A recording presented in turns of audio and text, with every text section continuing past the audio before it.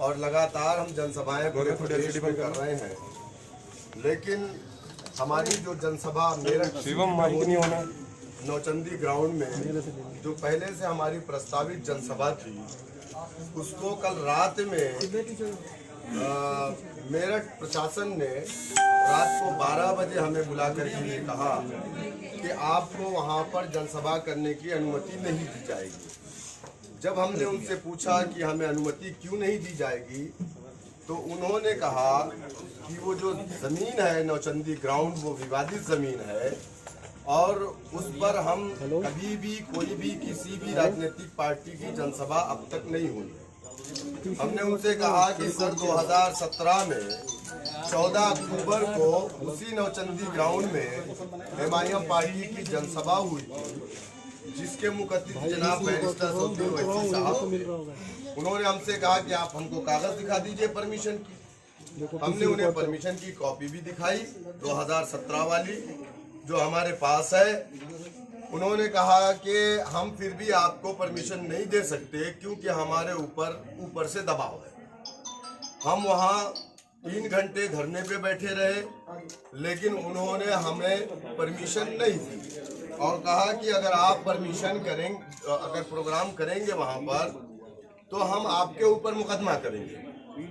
हमने राष्ट्रीय अध्यक्ष जनाब बैरिस्टर सौद्दीन ओवैसी साहब से जनसंपर्क किया, हमने उनसे बात की, तो उन्होंने कहा कि हम बगैर परमिशन की जनसभा नहीं करते हैं और न करेंगे।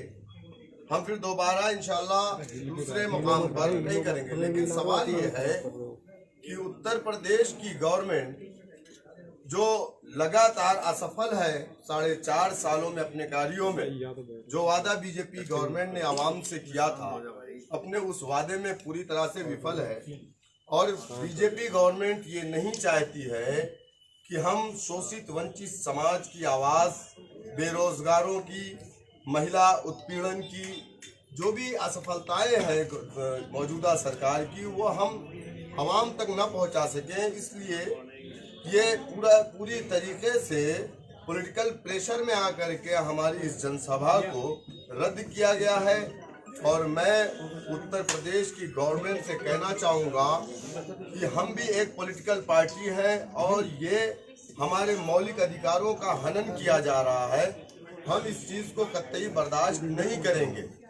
अखिलेश यादव जनसभा करते हैं, मुजफ्फरनगर के अंदर 10,000 की भीड़ होती है, वहाँ पर कोविड-19 के प्रोटोकॉल की बात नहीं होती है। हमसे ये भी कहा गया कि आपकी कुर्सियाँ वहाँ 2,000 है, 100 से ज़्यादा की परमिशन नहीं है। हमने कहा योगी आदित्यनाथ जी यहाँ पे प्रोग्राम करके जाते हैं, वहाँ पे 2,000 5,000 की भीड़ होती है, तो वहाँ पे कोविड-19 की प्रोटोकॉल की बात नहीं होती है। सिर्फ हमारी ही जनसभा में इस तरीके की बात क्यों की जाती है? तो ये गलत है।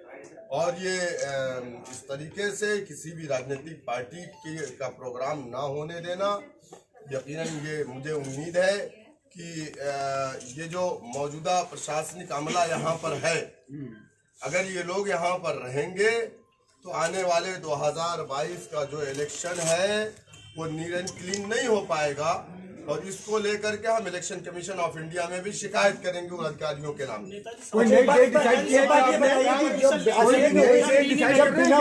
जब बिना परमिशन के कोई सभा नहीं करते हैं तो आपने तैयारी और प्रचार कैसे कर लिया था और कैसे सामान पहुंचा दिया था जब आपके पास परमिशन नहीं थी? हमको ये कहा गया था कि आप अपनी तैयारी पूरी रखिए, हम आपको परमिशन देंगे।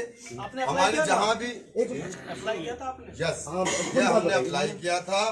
उन्होंने हमसे ये कहा था कि हमने 9/11/2021 को अप्लाई किया था, हमने उनसे परमिशन मांगी थी। उन्होंने कहा कि आप अपनी तैयारी मुकम्मल रखिए, आपको परमिशन दी जाएगी।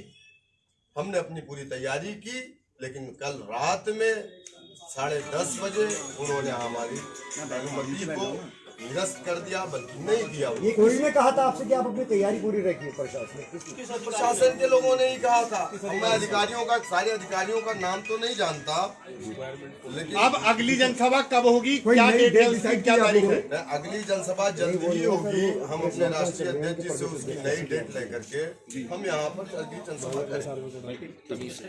अध्यक्ष जी, एक सवाल मेरा है। मैं अनमोल शर्मा हूँ TV9 से। अध्यक्ष जी, आपसे एक सवाल है। अनमोल शर्मा हूँ TV9 से। अतीक अहमद साहब के साथ फोटो है ओवैसी साहब की, क्या ये भी वजह मानते हैं आप इसकी कैंसिल होने की? अतीक अहमद, मैं बता दूं कि गैंगस्टर का कैंसिल होने की जो वजह है, ये तो मैं नहीं बता पाऊंगा कि उन्होंने कैसे। हाँ, मुझे लगा वो मैं आपको बता रहा हूँ।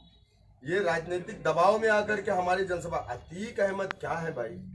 अतीक अहमद के साथ फोटो क्यों नहीं हो सकती? कई मुकदमे दर्ज हैं उनके और गैंगस्टर भी लगी हुई है उन पे। ब्रिजेश सिंह कौन है सर?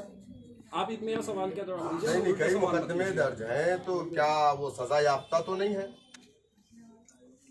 तो मुकदमे तो बहुत लोगों के ऊपर है। पता नहीं कितने टिकट पत्रकार लेंगे बंधुओं के आपकी ऊपर पार्टी से? वो मुकदमे हैं। टिकट लेके इलेक्शन लड़ेंगे जी क्या? आपकी पार्टी से वो टिकट लेके इलेक्शन लड़ने वाले हैं? बिल्कुल, अगर वो हमसे टिकट के लिए कहेंगे, बिल्कुल पार्टी टिकट देगी। इलेक्शन कमीशन ऑफ इंडिया जब उनको नहीं रोकता इलेक्शन लड़ने के लिए, तो हम और आप कौन होते हैं रोकने वाले? क्या मेरठ से उनके कोई परिजन चुनाव लड़ने की तैयारी में है? अब ये तो वक्त बताएगा।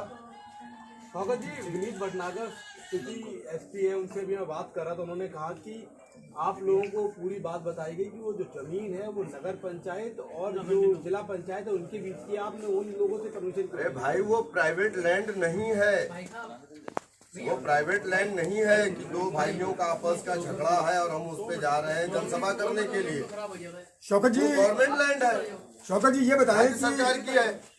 जिला पंचायत में हमने 10,000 रुपया जमा कर दिया। 4 घंटे के बाद हमको बुला करके कहा जा रहा है आप अपने पैसे वापस ले लीजिए, हमारे ऊपर से प्रेशर है, हम आपको परमिशन नहीं दे सकते। शौकत जी, एक अन्य सवाल है। सलमान खुर्शीद की जो किताब आई है उस पर AIMIM का क्या स्टैंड है? अब वो सलमान खुर्शीद से पूछिए। आज जो बात हो रही है जी, वो MIM पार्टी की जनसभा के बारे में हो रही है, उसके बारे में मैं कोई टिप्पणी। क्योंकि मुद्दा बना हुआ है, इसलिए पूछ रहा हूँ आपसे। यकीनन प्रदेश सरकार की ये तानाशाही है। प्रदेश सरकार नहीं चाहती है कि हमारी जो विफलता है वो जो शोषित वंचित समाज के लोगों के सामने लाई जाए, जनता के बीच में ना जाए, इसलिए सरकार इस तरीके के हथकंडे अपना रही है। अगले कार्यक्रम की क्या रूपरेखा है? अगला कार्यक्रम होगा मेरठ में होगा, बैरिस्टर असदुद्दीन ओवैसी साहब आएंगे। पार्टी कितनी सीटों पर प्रदेश में चुनाव लड़ने जा रही है? उत्तर प्रदेश में हमने 100 सीटों को आइडेंटिफाई किया है और हम उस पर काम भी कर रहे हैं और उस पर हमारे पार्टी के राष्ट्रीय अध्यक्ष जी की जनसभाएं भी हो रही है। और अगर हम उत्तर प्रदेश में अकेले चुनाव में जाएंगे, हालांकि हम नहीं चाहते कि उत्तर प्रदेश में किसी भी तरीके से बीजेपी दोबारा सत्ता में आए। अध्यक्ष जी, एक लास्ट सवाल है। रोकना चाहते हैं मेरठ में उत्तर कितनी प्रदेश सीटों पर के चुनाव लड़ेगी पार्टी?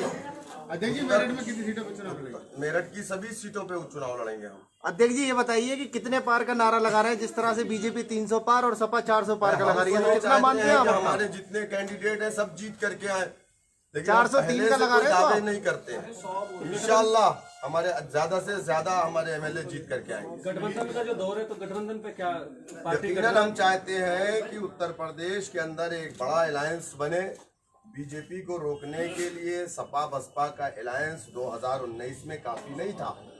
2017 में कांग्रेस समाजवादी का अलायंस बीजेपी को नहीं रोक पाया, तो ये लोग बीजेपी को नहीं रोक पाएंगे। अगर कोई भी गठबंधन बनता, उस गठबंधन का हिस्सा MIM पार्टी नहीं होगी, तो वो गठबंधन नहीं बल्कि वो एक ठगबंधन होगा।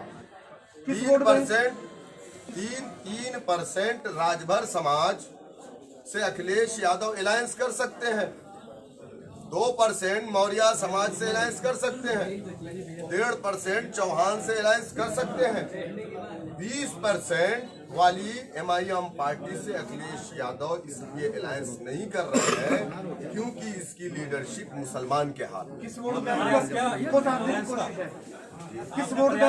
की कोशिश है? नहीं, हम वोट बैंक को साधने की कोशिश, हम काम कर रहे हैं।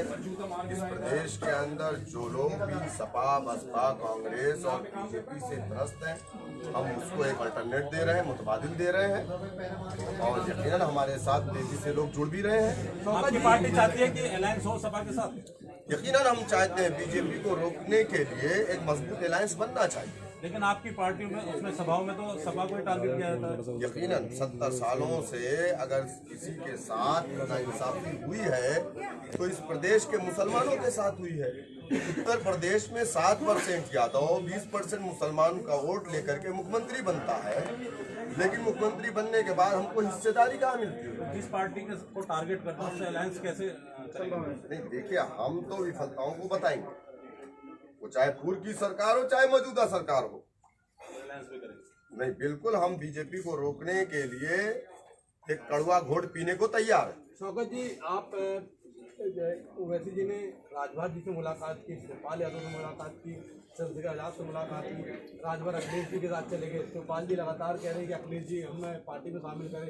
चंद्रशेखर जी की बात चल रही, आप फिर अकेले रह गए इस प्रदेश में, लगता है कुछ? अब आपको इस बात से अंदाजा कर लेना चाहिए कि हमने कितना प्रयास किया गठबंधन को लेकर के। ओवैसी साहब की 3 मुलाकात शिवपाल सिंह यादव से हुई। एक मुलाकात के बारे में आप जानते हैं, 2 मुलाकात के बारे में आप नहीं जानते। ओम प्रकाश राजभर जी मेरे पास खुद आए थे चल करके। उन्होंने कहा कि हमने एक भागीदारी संकल्प मोर्चा बनाया है और हम चाहते हैं कि बीजेपी को रोकने के लिए आप भी हमारे मोर्चे का हिस्सा बने। हमने अपने राष्ट्रीय अध्यक्ष जी से बात किया, उन्होंने फौरन कहा कि यस, मैं मुलाकात करूंगा। हमने उनकी मीटिंग लखनऊ के अंदर करवाई, लेकिन उसके बाद अखिलेश यादव ने ओम प्रकाश राजभर जी को, मुझे नहीं मालूम है कि अब वो गंगा जल पिलाया, गौमूत्र का छिड़काव किया, क्या किया मुझे नहीं मालूम है। उन्होंने ओम प्रकाश राजभर जी को अपने पास बुला लिया। अब ओम प्रकाश राजभर जी अखिलेश यादव जी की भाषा बोल रहे हैं। अब वो कह रहे हैं कि वो भी हमारे ऊपर वही इल्जाम लगा रहे हैं जो इल्जाम अन्य पार्टियां लगाती हैं हमारे ऊपर।